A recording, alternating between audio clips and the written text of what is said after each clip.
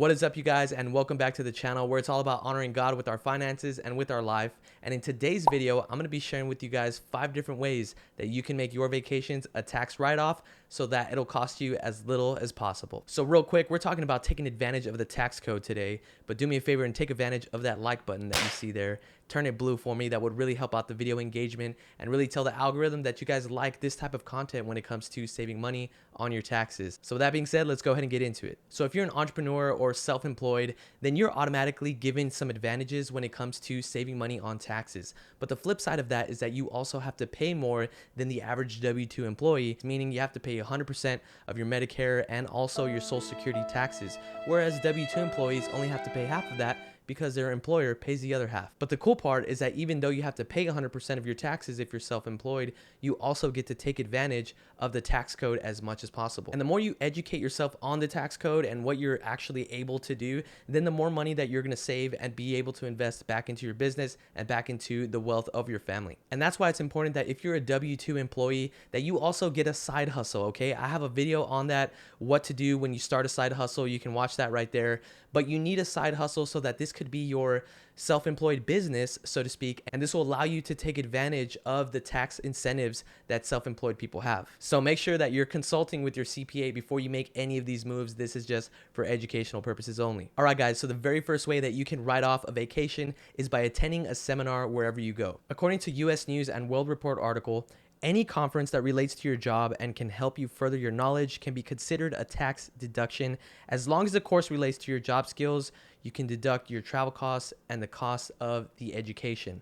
So guys, that means that wherever you want to vacation, whether it be Hawaii or whether it be California, Texas, whatever, find a course or a seminar that you can attend that is going to help you further those skills that you need for whatever job or whatever side hustle that you have. So whatever price you pay for the ticket of that course plus the travel and half of the meal costs are going to be able to be completely tax written off. And what's also cool is that if you have a spouse that is involved in that side hustle or that business with you, then you get to also bring them along for the vacation or the seminar and have a good time with them, and also all of their stuff will be able to be a tax write-off as well. So if you want a vacation in a certain area, make sure you do your research ahead of time and you might be able to find a seminar that's going on at the same time. The second way that you can write off your vacation is to document it and share it with an audience. So if your side hustle is writing a blog or you have a YouTube channel, you're going to be able to go ahead and document your trip. Maybe it's an Airbnb stay and you can let people know how it was, put a link in the description. Maybe someone even gives you a free place to stay, which we'll talk about here in a little bit, but document that trip, write what it was all about, the places around there, the good spots to go eat, all that kind of stuff. People really enjoy to look at and watch, especially if they're going to be going to vacation in that area. They want someone who's already been there that can tell them where the local spots are. So if you do a good job, you can document this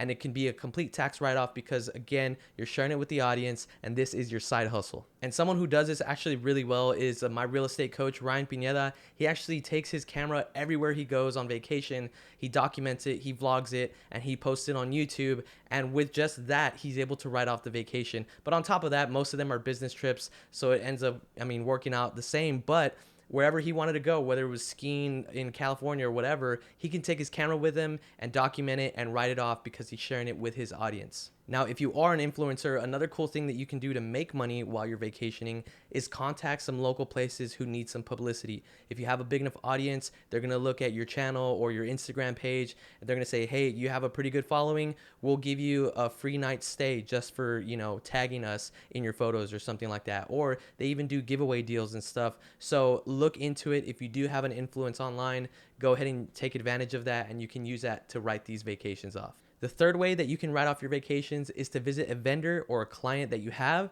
or that you're trying to land. If you do business or sell anything online, chances are that you're going to have some relationships with some wholesaling vendors here in the United States. And you might just want to visit them regularly so that you're maintaining that relationship in business. These are all tax write-off vacations that you can have. And if you want to bring your family along, they're not a part of it, then you're going to have to pay pretty much a full price for them. They don't really get the tax deduction, but your travel, your expenses, and your meals are going to be able to be written off at the end of the year. A good example of this was in high school, I actually had a friend of mine. I went to his ranch, and two of his dad's clients were visiting him. They were from New York. They came all the way to South Texas just to visit him. The trip was completely free. They actually got to shoot a deer and a couple other animals, and they were hunting, and all those things that they spent money on were a tax deduction. Why? Because they were visiting their client and having a good time in the process. And it was basically a little mini vacation, but they were maintaining that relationship. So again, they were able to take advantage of it. The fourth way that you can make your vacations tax deductible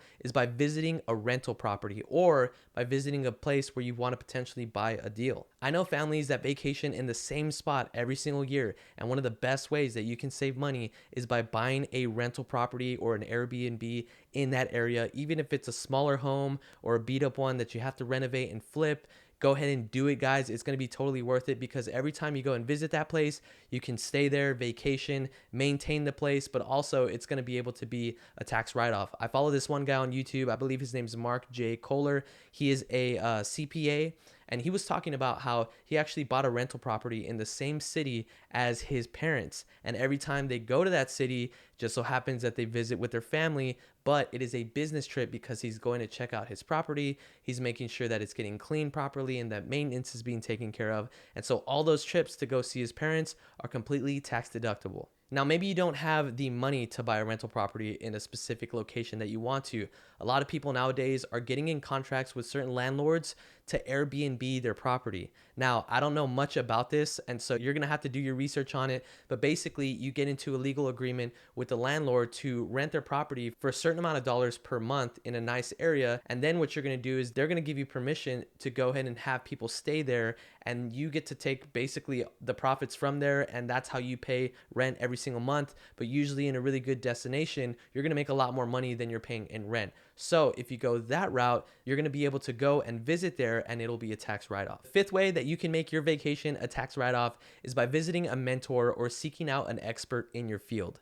Now, for myself and my partner Ricky, I mentioned that we hired Ryan Pineda for our real estate investments. He's our coach, he's our mentor. So he lives in Vegas. If we ever wanted to go to Vegas, it would be a complete tax write-off if we spent some time with Ryan, if he was coaching us up, or we were just, having some conversation. We met for dinner, we were talking business. Then we could effectively write that trip off because we are having a mentor relationship and we're learning more about our craft, about the business that we're in. So it's kind of like that seminar that we talked about. We're learning about our craft, we're upping our skills by visiting with this mentor, and that's how the government sees it. So you can seek out a mentor or an expert in your field, really in whatever destination you want to go to. I mean, I know a coffee shop that visited Japan to go and look at all the different, ways that they make coffee, the beans and how they're roasted, what machinery they use. And guess what? That awesome trip to Japan was a complete tax write-off. I'm sure they used it. They didn't tell me that, but I'm sure that they used it because they took a bunch of their employees as well to learn about coffee, which is really cool. And these are ways that you can use the tax code to legally write off your vacations, guys. I hope you enjoyed this video. If anything, I know it didn't go in depth in all of these areas, but if anything, it gets your mind rolling in the right direction to say, hey, there's possibilities out there for me to save money. Because remember, we're stewards of the money that God gives us. We're to use it to the best of our ability. And that means that we got to take advantage of every opportunity that we get when it comes to saving money. So I hope you liked it, guys. If you wouldn't mind hitting the like button for me if you haven't already. And if you're not subscribed, go ahead and hit the subscribe button as well. It would really make my day and I would really appreciate it, guys. So with that being said, I'm Ben. Garcia in the next one.